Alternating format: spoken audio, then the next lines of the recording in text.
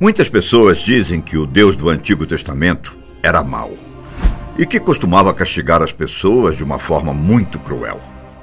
Mas afinal, isso é verdade? Se Deus é sinônimo de amor, como ele poderia ser mau no Antigo Testamento?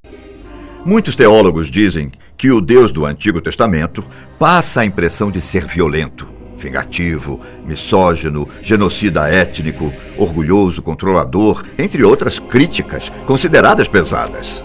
Se isso é verdade ou não, caros amigos, cabe a cada um fazer a sua própria interpretação. Entretanto, muitas pessoas dizem que todas essas críticas feitas ao Deus do Antigo Testamento são verdadeiras.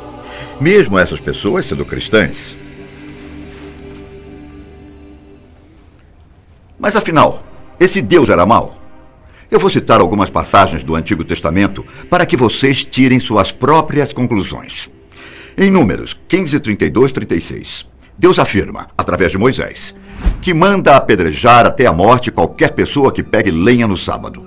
Já em Salmo 137, 9, tem o retrato de um quadro de tristeza e angústia do povo de Israel na Babilônia. Neste trecho, existe um verso que diz o seguinte: feliz o homem que arrebentar os seus filhinhos de encontro às rochas.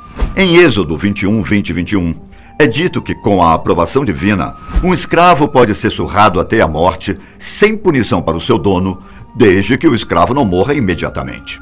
Em Deuteronômio 25, 11 e 12, o Antigo Testamento diz que quando dois homens estiverem brigando e a mulher de um deles, querendo ajudar o marido a agarrar os testículos do outro, ela deverá ter a sua mão cortada, sem piedade alguma. E para finalizar, em Números 16, 49, é dito o seguinte: e os que morreram daquela praga foram 14.700.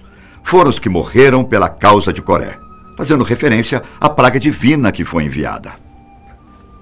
Diante de todas essas passagens no Antigo Testamento, qual foi a impressão que você teve de Deus? Que era juiz potente, injusto, cruel, mesquinho, capaz de afirmar o seguinte em Isaías 45, 7.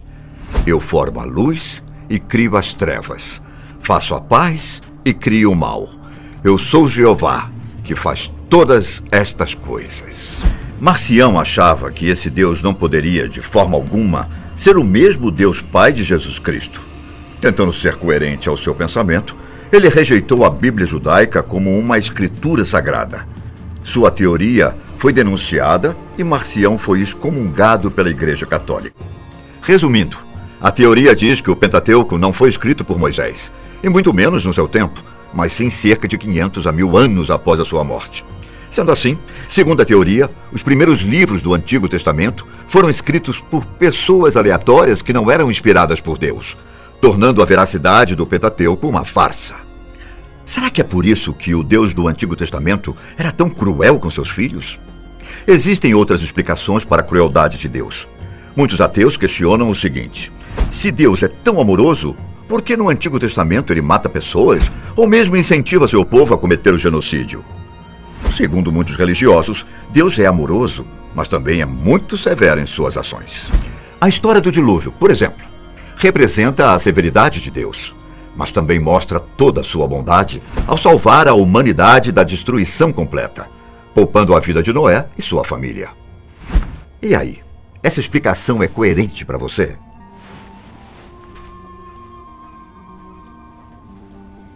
Bom, agora eu vou contar o último motivo que pode explicar de uma vez por todas por que Deus era tão cruel no Antigo Testamento. Não que essa seja uma verdade incontestável, mas teólogos afirmam que o Deus violento e cruel do Antigo Testamento simplesmente não existe. Todos aqueles relatos são impressões sobre Deus, o que é completamente diferente do que está presente no Novo Testamento. A imagem desse Deus violento se baseia na concepção que temos de que a Bíblia é um livro ditado por Deus literalmente. Bom, a verdade é que ele é um livro inspirado, mas não ditado. Todos os livros sagrados foram escritos por pessoas, e eles estão inseridos nos contextos dos autores.